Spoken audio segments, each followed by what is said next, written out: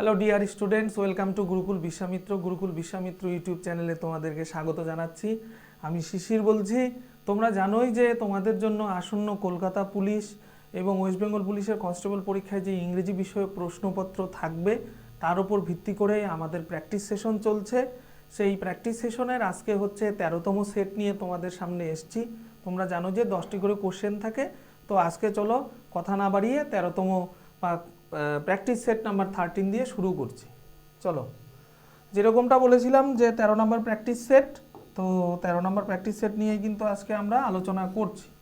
চলো, আজকের প্রথম প্রশ্ন, choose the sentence that is grammatically correct. অর্থাৎ নিচে 4টি অপশন রয়েছে, 4টি সেন্টেন্স দেওয়া রয়েছে, ভালো করে খেয়াল করো।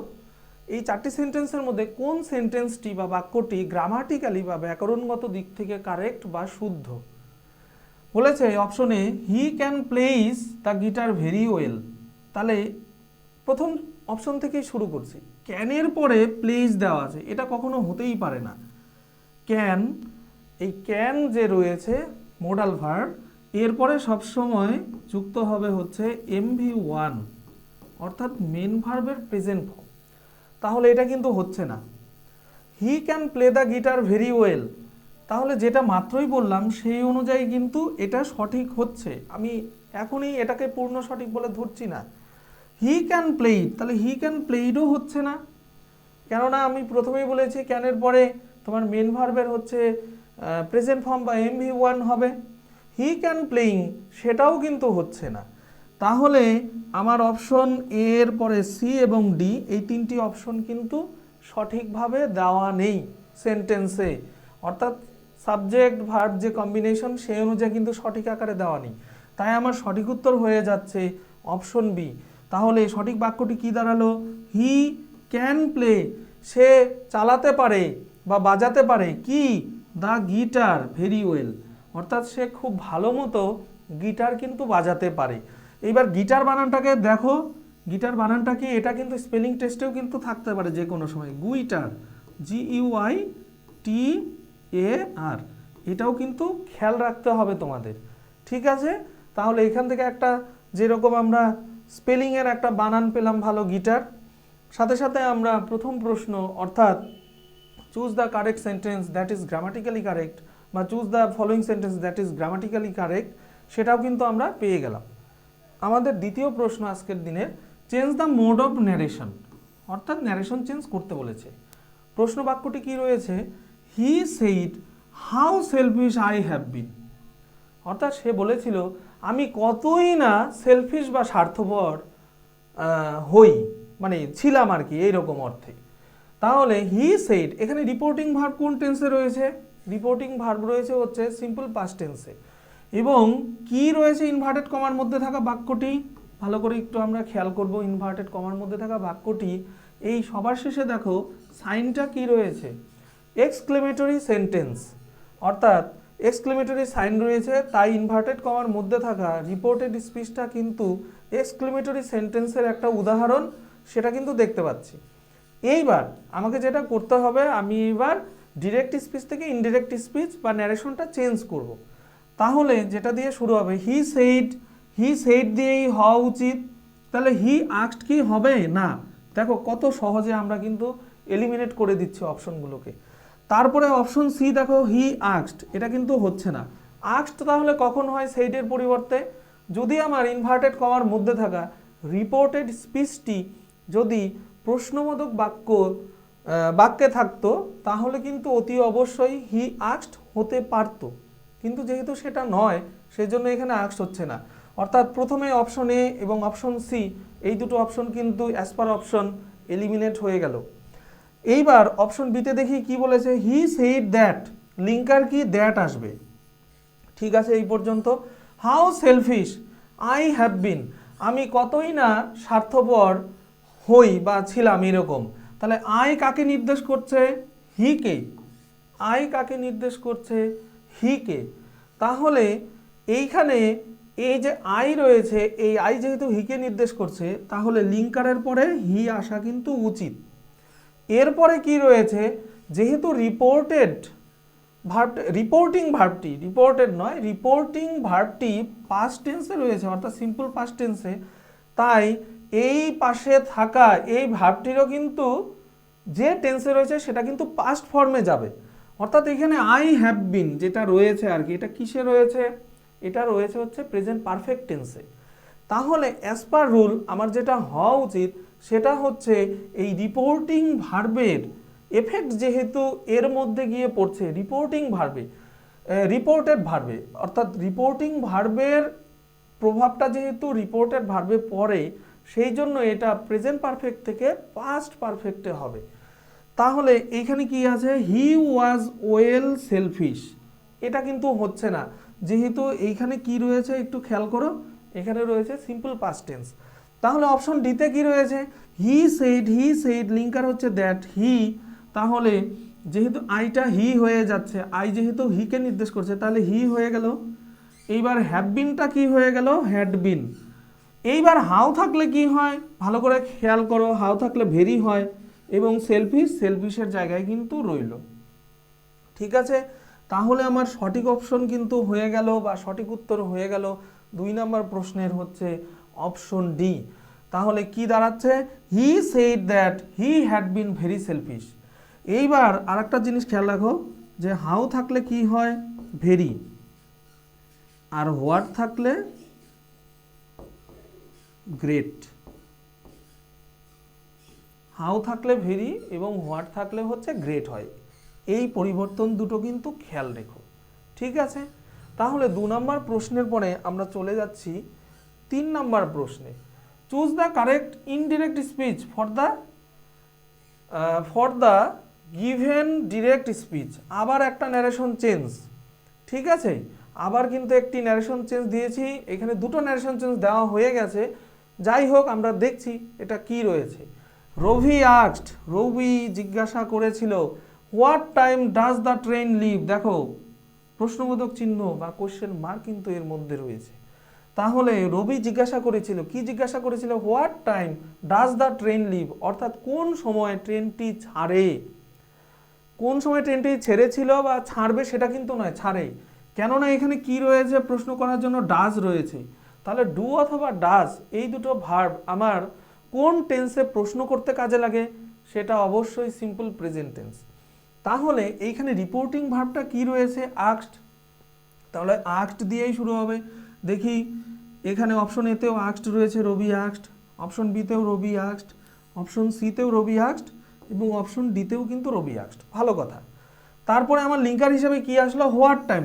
এই গোটাটা মিলেই কিন্তু আমার লিঙ্কার। তাহলে what time, what time, what time, what time. তারপর আমার কি দরকার, সাবজেক্ট দরকার। সাবজেক্টটা কি, কে লিভ করে, দ্য ট্রেন। তাহলে the train, the train, the train. এইখানে কি রয়েছে অপশন সিতে, does the train leave.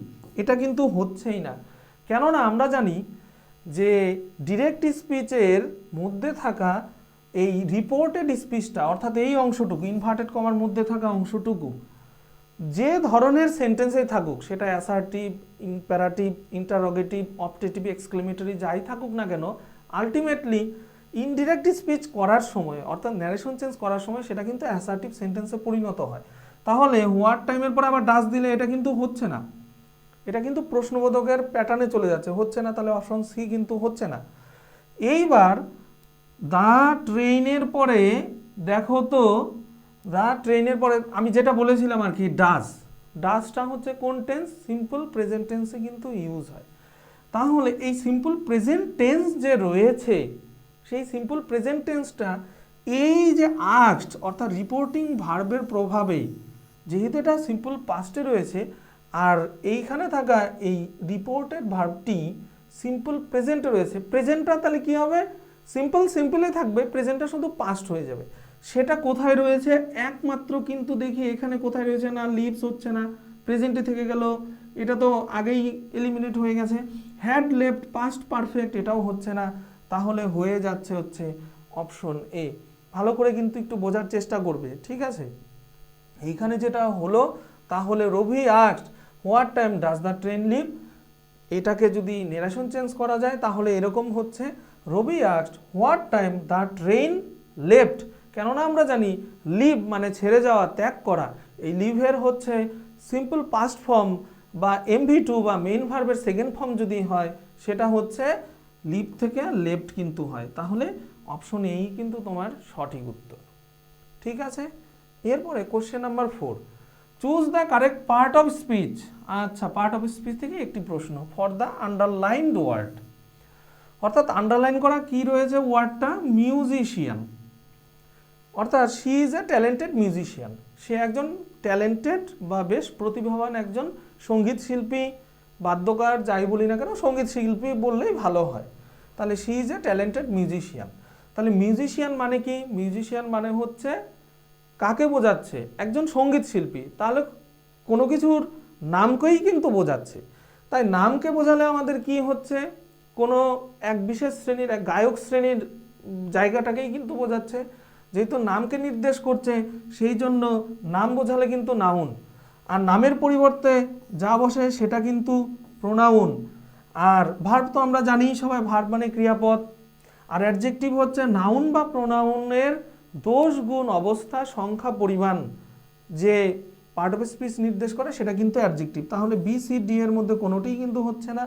Musician তাহলে কাকে নির্দেশ করছে, মিউজিশিয়ান হচ্ছে পার্ট অফ স্পিচের মধ্যে থাকা নাউনকেই কিন্তু নির্দেশ করছে। খুব সোজা প্রশ্নই ছিল, আহামরি কঠিন কিন্তু কিছুই নয়। তাহলে she is a talented musician, musician হচ্ছে নাউন, হয়ে গেল।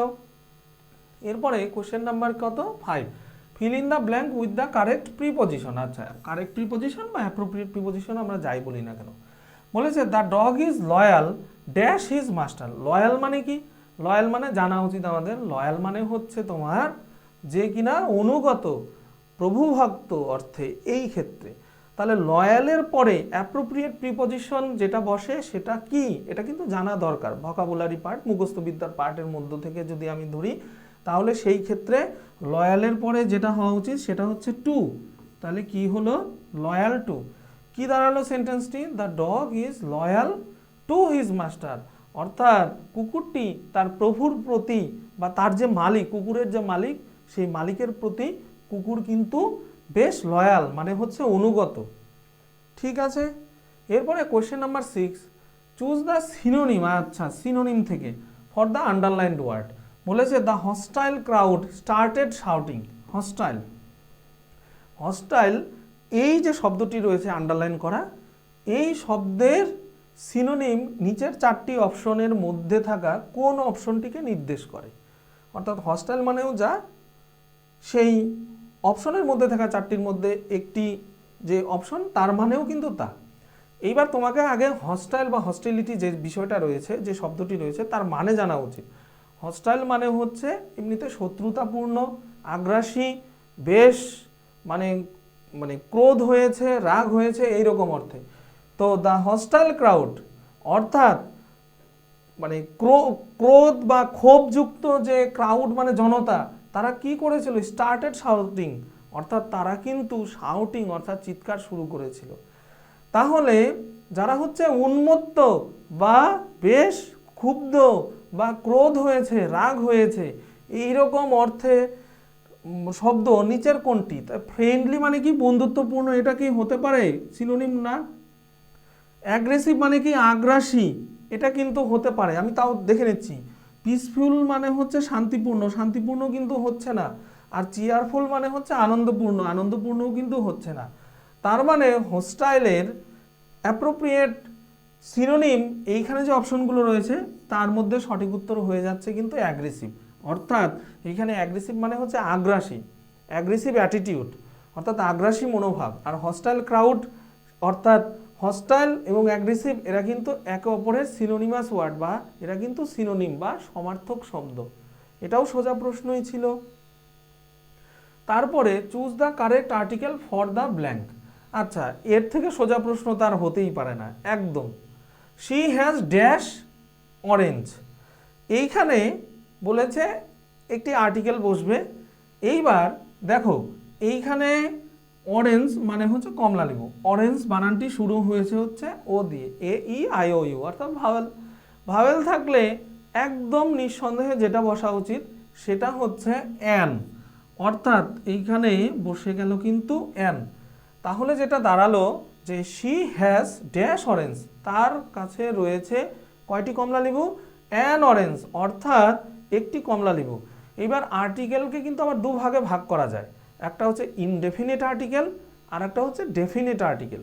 ডেফিনিট মানেই হচ্ছে নির্দিষ্ট, সেটা একমাত্র একটি আর্টিকেল, তিনটির মধ্যে একটি আর্টিকেলই হচ্ছে ডেফিনিট আর্টিকেল, সেটা হচ্ছে দি বা দা। এবার দি বা দা, দি কখন উচ্চারণ হয়, যখন কোনো শব্দ বা ওয়ার্ড ভাওয়েল দিয়ে শুরু হয় তখন কিন্তু দায়ের উচ্চারণ দি হয়, ঠিক আছে। আর যখন কনসোনেন্ট দিয়ে শুরু হয় বা ব্যঞ্জন বর্ণ দিয়ে কোনো ওয়ার্ড শুরু হয় তার পূর্বে যদি দি বা দা বসে তার উচ্চারণ কিন্তু দা হয়। এটা এর আগের কোনো একটা ক্লাসে হয়তো বলেছিলাম, আজকে আবার বলে দিলাম।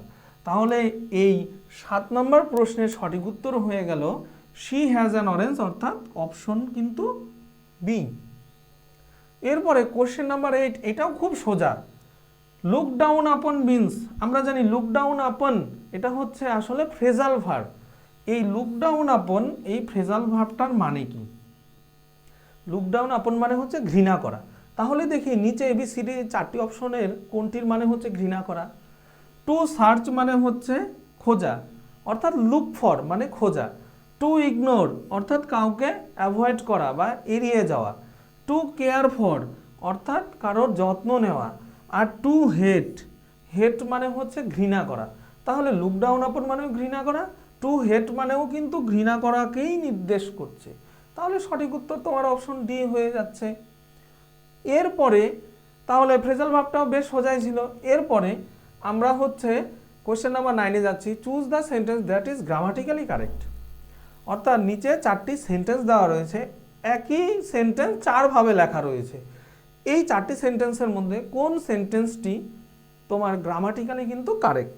চলো, she don't like tea, she doesn't likes tea. ভালো করে কিন্তু চোখের দেখার একটু ভুলের জন্য কিন্তু উত্তর ভুল হয়ে যেতে পারে। শি ডোন্ট লাইকস টি, আর ডিতে বলেছে শি ডাজেন্ট লাইক টি। এইবার এইখানে যেটা বোঝা গেল, প্রথমে প্রতিটা সেন্টেন্সের শুরুতেই কি রয়েছে, আমি জানি তোমরাও ইতিমধ্যে উত্তর পেয়ে গেছো। শুরুতেই কি রয়েছে, একটা সাবজেক্ট রয়েছে, সাবজেক্ট হচ্ছে শি। এইবার মেন ভার্ব কি, লাইক, আর অবজেক্ট কি, টি, অর্থাৎ সে চা পছন্দ করে না।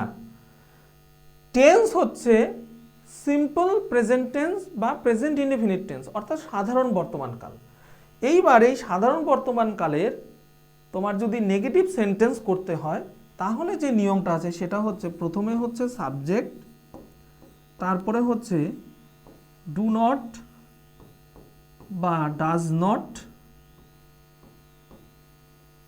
তারপরে হচ্ছে মেন ভার্ব, আমরা শুধু ভার্ব বলি কিন্তু লেখা উচিত মেন ভার্বের হচ্ছে ফার্স্ট ফর্ম মানে হচ্ছে প্রেজেন্ট ফর্ম, তারপরে অবজেক্ট থাকলে অবজেক্ট, আদার্স ওয়ার্ডস থাকলে আদার্স ওয়ার্ডস, এবং সবশেষে কিন্তু ফুল স্টপ। তাহলে যেহেতু এই সেন্টেন্সটি নেগেটিভ সেন্টেন্সে রয়েছে প্রেজেন্ট ইনডিফিনিট টেন্সের, তাহলে এই রুল বা নিয়ম অনুযায়ী কোন সেন্টেন্সটা সঠিক হবে? তাহলে আমরা দেখে নিচ্ছি, প্রথমে হচ্ছে সাবজেক্ট, 3টি ক্ষেত্রে শি রয়েছে। এরপরে কি রয়েছে, ডু নট বা ডাজ নট। এবার ডাজ নট কখন বসবে? ডাজ নট বসবে হচ্ছে সাবজেক্ট যদি থার্ড পারসন সিঙ্গুলার নাম্বার হয়। তাহলে শি, এই যে সাবজেক্টটি রয়েছে, এই শিটা কি আমি আমরা তুমি তোমরা, অর্থাৎ ফার্স্ট পারসন সেকেন্ড পারসন? না, ফার্স্ট পারসনও নয় সেকেন্ড পারসনও নয়। শি বলতে কি আমি আমরা তুমি তোমরাকে বোঝাচ্ছে না, তাহলে শি মানে হচ্ছে থার্ড পারসন। এবার শি বলতে সে, অর্থাৎ স্ত্রী লোককে নির্দেশ করছে। এই যে শি বলতে যে সে অর্থাৎ স্ত্রী লোককে নির্দেশ করছে, কজন স্ত্রী লোককে নির্দেশ করছে? একমাত্র একজন স্ত্রী লোককে নির্দেশ করছে। তার মানে সে হচ্ছে গিয়ে থার্ড পারসন সিঙ্গুলার নাম্বার। এইবার থার্ড পারসন সিঙ্গুলার নাম্বারের ক্ষেত্রে কি বসা উচিত? ডাজ নট বসা উচিত। তাহলে দেখো তো ডাজ নট কোথায় রয়েছে? অপশন বিতেও রয়েছে, অপশন ডিতেও কিন্তু রয়েছে। তাহলে অপশন এতে কি রয়েছে? ডোন্ট, এটা কিন্তু হচ্ছে না। আর অপশন সিতে কিন্তু কি রয়েছে? ডোন্ট, এটাও হচ্ছে না। তাহলে বি আর ডি এর মধ্যে নিশ্চয়ই কোনো একটা সেন্টেন্সই গ্রামাটিক্যালি কারেক্টলি লেখা। তাহলে শি ডাজন্ট, ঠিক আছে। এইবার এখানেও ডাজন্ট রয়েছে, এখানে ডাজন্ট মানে হচ্ছে ডাজ নট রয়েছে।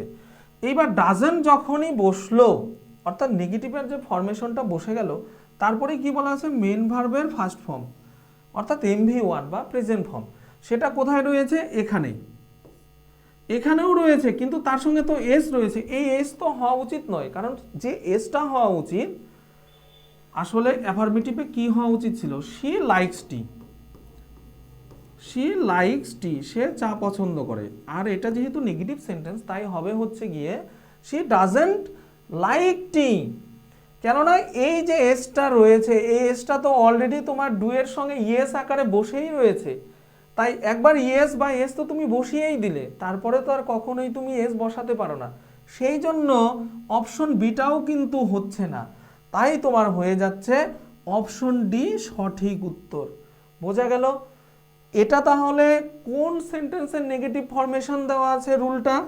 এই রুলটা কিন্তু দেওয়া আছে সিম্পল প্রেজেন্ট টেন্সের নেগেটিভ সেন্টেন্স করার যে নিয়ম বা রুল, সেটা কিন্তু প্রথমে সাবজেক্ট, তাহলে হচ্ছে তারপরে হচ্ছে ডু নট বা ডাজ নট। ডাজ নট একমাত্র থার্ড পারসন সিঙ্গুলার হলেই হয়। কোন জিনিসটা থার্ড পারসন সিঙ্গুলার নাম্বার হতে হবে? সাবজেক্ট, তারপরে মেন ভার্বের ফার্স্ট ফর্ম, তারপরে হচ্ছে অবজেক্ট বা আদার ওয়ার্ডস যদি কিছু থাকে সেটা, তারপরে হচ্ছে ফুল স্টপ। ফুল স্টপও কিন্তু থাকবে। তাহলে 9 নম্বর প্রশ্নের তোমার সঠিক উত্তর হয়ে যাচ্ছে অপশন ডি। কি দাঁড়ালো গ্রামাটিক্যালি কারেক্ট হিসেবে? শি ডাজেন্ট লাইক টি, একটা ফুল স্টপ হবে। ঠিক আছে, আজকের এই সেটার লাস্ট প্রশ্ন, choose the correctly spelled word.